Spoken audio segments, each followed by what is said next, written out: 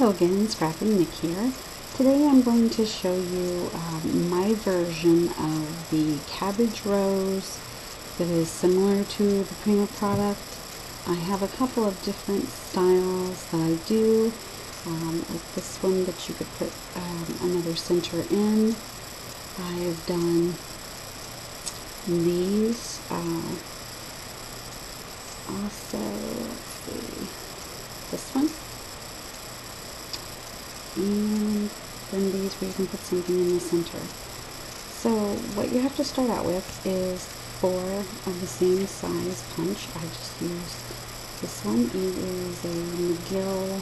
I have no idea how big, but you can use whatever size you like. The other things you're going to need is just a spray bottle of water, a Sharpie, believe it or not, and of course, as always, I've got my hot glue gun going, which is my new best friend. So, the first thing you do is just spritz down each flower.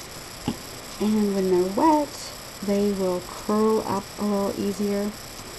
So, I have used cardstock on this. Obviously, if you've just used regular paper, you don't need to spray quite so much, but that's where we're at. So, then I take the first one and I just use the bottom of my Sharpie right in the center and just roll it. And you can do it at the base of each leaf, which will give us a tighter, more uniformed gather, like this. And since that one gathered up pretty good, I'll make this one the bottom with just a little bit of gather here. And then this one we're going to try to gather up a little more. So really start at 2 sides, go to the next 2 sides, and go to the next 2 sides. And see the difference on how much more that's brought it together than this one?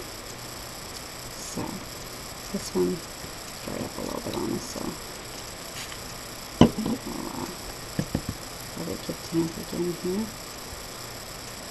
Okay, and this one again, I'm going to go around 2. I'm going to go to the next one, next sleeve, and then you just do it all the way around, and then I go in the middle and do it just as much as I can to try to pull it together. And I usually will kind of manipulate it a little bit myself when we're gluing it, which you'll see. So right now we have our, a little bit off frame on that side. We have our 4 pieces, so let me show you how to assemble. We're going to get the bottom piece, a little tiny dab of glue, and of course we are going to offset the next layer, and just keep doing that again, just a dab of glue, and offset again, which gives it that nice, ouch, hurt myself, layered look. And like I said, you can manipulate these any way you want, really, while they're still damp is the best time to do it. And our final scrunched up one here. Again, do them offset. And I told you, when you get into this one, you kind of squeeze it around and do whatever you gotta do to make it look the way you want it to. And this one, of course, is not cooperating today because we're on video. So anyway, that's basically what the outsides of it looks like. You can see the 4 layers there. Then what I do for just a simple center, since this turquoise matches so well, I use one of these little Prima things, which of course we all love Prima. And then I take off the bottom layer and the leaves, which just gives us a tiny bud. And that's really all we need. So again, with our crusty glue. And you know, you can judge by as much as you think you need on the glue. Okay. And there you have it. It's very, very easy.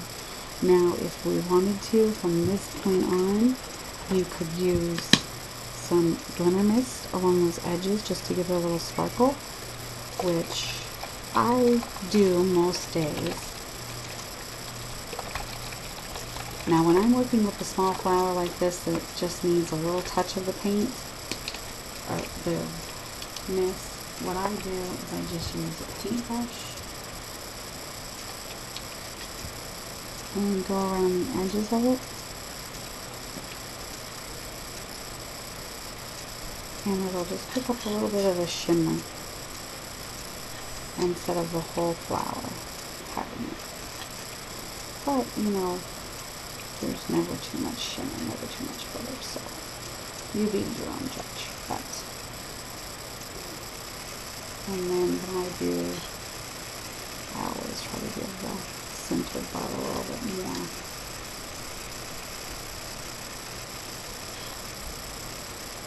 A little more quickly maybe than the rest.